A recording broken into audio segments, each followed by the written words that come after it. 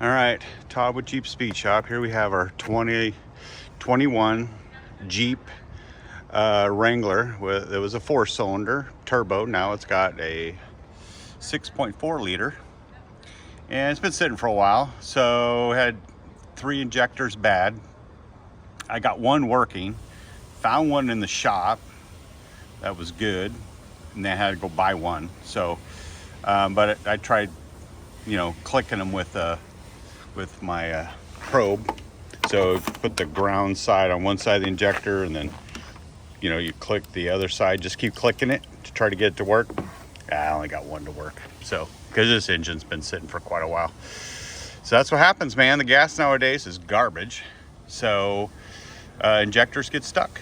And so if you have one that's running, has the injector bad, well, injector's probably stuck. So, all right, well, I'm gonna fire this thing up and see if it works. All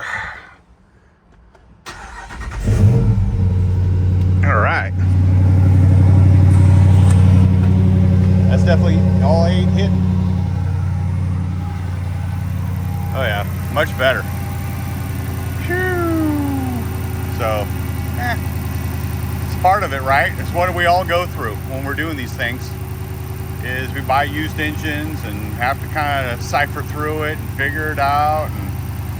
And I'm not rich, so this whole Jeep's like a budget, and we're gonna keep talking about budgets and what it's gonna cost and how to do this and what pitfalls and what things we're all gonna go through, because we're gonna go through stuff. This ain't easy. So, all right, well, here it is running, and it's running pretty good. So now I just gotta see if it drives. All right, guess what? LJ running in Jeep Speed Shop out.